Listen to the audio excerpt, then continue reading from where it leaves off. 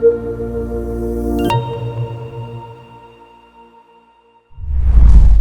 இந்த வீடியோவில் நம்ம டிஸ்கஸ் பண்ண போகிற தலைப்பு என்ன அப்படின்னா, ஒரு முதல் வகை வினைக்கான தொகைப்படுத்தப்பட்ட சமன்பாடு.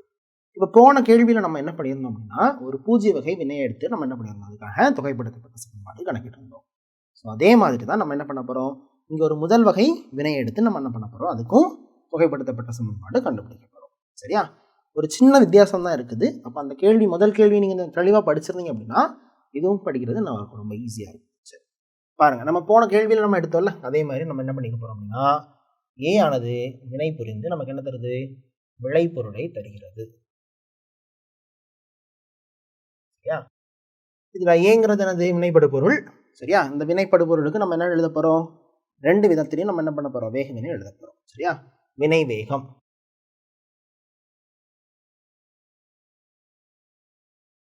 சரியா? பொதுவாக எழுதும் போது நம்ம என்ன பண்ணுவோம், மைனஸ் ஏயின் சரிவில் ஏற்பட்ட மாற்றம் வகுத்தல் நேரத்தில் ஏற்பட்ட மாற்றம். இதை நம்ம என்ன பண்றோம், சமன்பாடு 1 அப்படின்னு எடுத்துக்கிறோம்.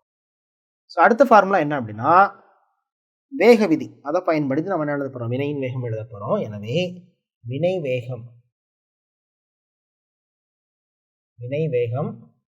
which is equal to k into a இன் சரிவு to the power 1. இதுல ஏன் நம்ம 1 போடுறோம், இது என்னது, முதல் வகை வினை அப்படின்னு நம்ம சொன்னோம். அதனால நம்ம என்ன பண்றோம், 1 அப்படின்னு போட்டுருவோம். எனவே வினை வேகம் என்ன ஆகும்,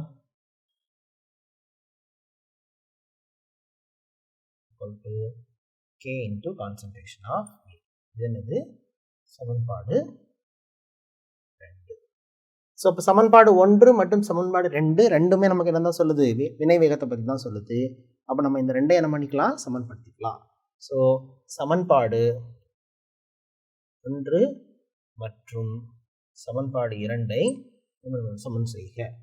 அப்படி சமன் செஞ்சா என்னாகும், மைனஸ் டி ஆஃப் ஏயின் செறிவு by dt which is equal to k into concentration of A.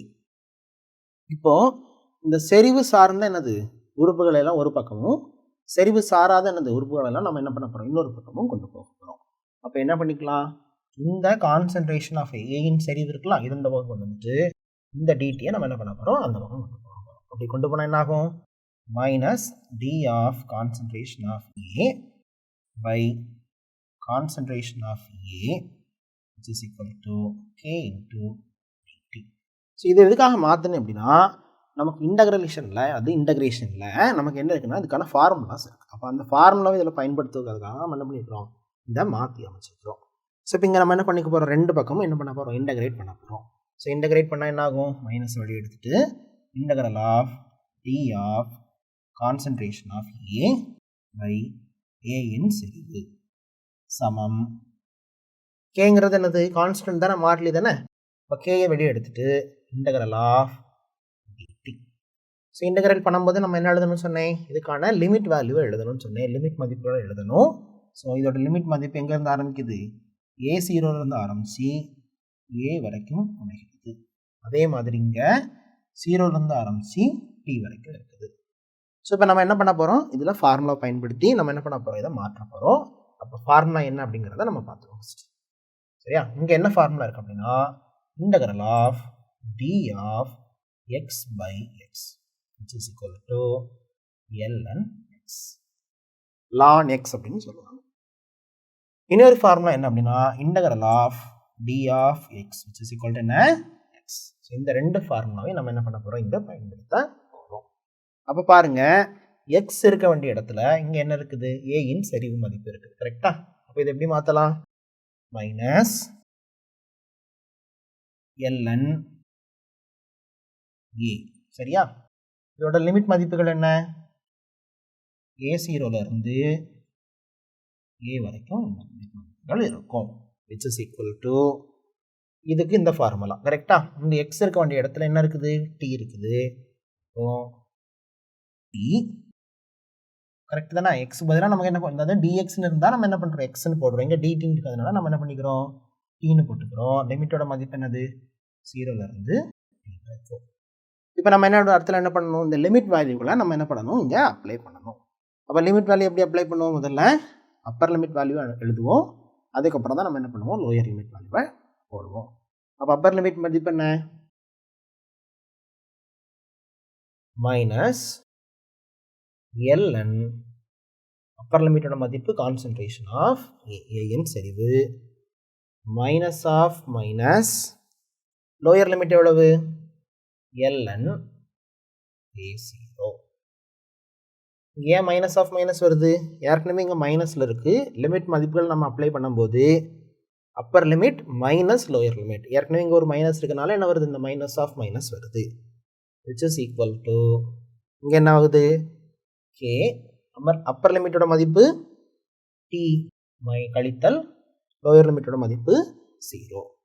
அப்போ இதை மாற்றி அமைச்சா என்ன ஆகும், மைனஸ் ln a இன் செறிவு plus ln a0 which is equal to k into t அப்படின்னு நமக்கு என்ன ஆகும், மாறும்.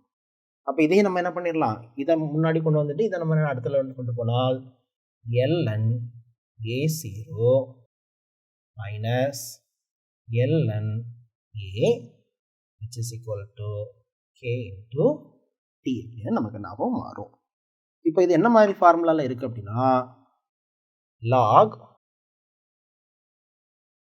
a மைனஸ் log b அந்த வடிவத்தில் இருக்குது. கரெக்டாக, இது log a, இது log b which is equal to என்ன ஆகும், log a by b அப்படின்னு மாறும். மாற்றினா என்ன ஆகும், ln a ஓட a0 இருக்குது. கரெக்டா, a0 by a which is equal to k into t அப்படின்னு இதனாகும் மாறும். இப்போ இந்த இடத்துல இந்த ln நம்ம இடத்துல என்ன பண்ணணும், லாகா மாற்றணும்.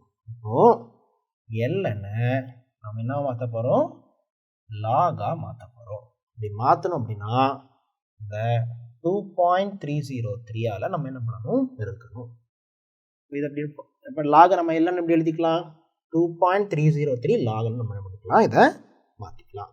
ஸோ இப்படி மாற்றினா என்னாகும், 2.303 log a0 by a which is equal to k into t. இந்த சமன்பாட்டில் நமக்கு தேவையானது யாரு, இந்த k-யோட மதிப்பு. எனவே இந்த k-யை மட்டும் இந்த சைடு வச்சுட்டு நம்ம என்ன பண்ணிடலாம், t-யை இங்கே கொண்டு வரலாம். therefore k which is equal to 2.303 by t log a0 by a. இதுதான் என்னது, வகைப்படுத்தப்பட்ட முதல் வகை வினைக்கான சமன்பாடு. ஸோ அப்போ நம்ம என்ன கண்டுபிடிச்சிட்டோம், ஒரு முதல் வகை வினைக்கான நம்ம என்ன பண்ண தொகைப்படுத்தப்பட்ட சமன்பாடை நம்ம என்ன பண்ணியாச்சு, கண்டுபிடிச்சாச்சு. அதோட ஃபார்முலா என்ன, k equal to 2.303 by t log a0 by a. So இப்போ இந்த சமன்பாட்டுக்கு நம்ம என்ன பண்ண போகிறோம் அப்படின்னா, இந்த தொடுகோடுக்கான என்ன பண்ண போகிறோம், அந்த ஸ்ட்ரைட் லைனுக்கான ஈக்குவேஷனில் என்னது y equal to mx plus c ஓட நம்ம என்ன பண்ண போகிறோம், கம்பேர் பண்ணி ஒரு என்ன பண்ண போகிறோம், கிராஃப் வரைய போகிறோம். சரியா, ஸோ இந்த இடத்துல நம்ம இதிலிருந்து மாற்றினாலும் சரி தான், ஆனால் இதில் நம்ம மாற்றினாலும் நமக்கு என்ன தான் கிடைக்கும், இந்த மாதிரி ஒரு சமன்பாடு தான் கிடைக்கும். அதனால நான் என்ன பண்ணிக்கிறேன், டைரெக்டாக இந்த சமன்பாடையே நான் எடுத்துக்கிறேன். சரியா, இந்த சமன்பாடையே நான் என்ன பண்ணிக்கிறேன், எடுத்துக்கிறேன். இப்போ அந்த சமன்பாடு நமக்கு என்ன சொல்லுது,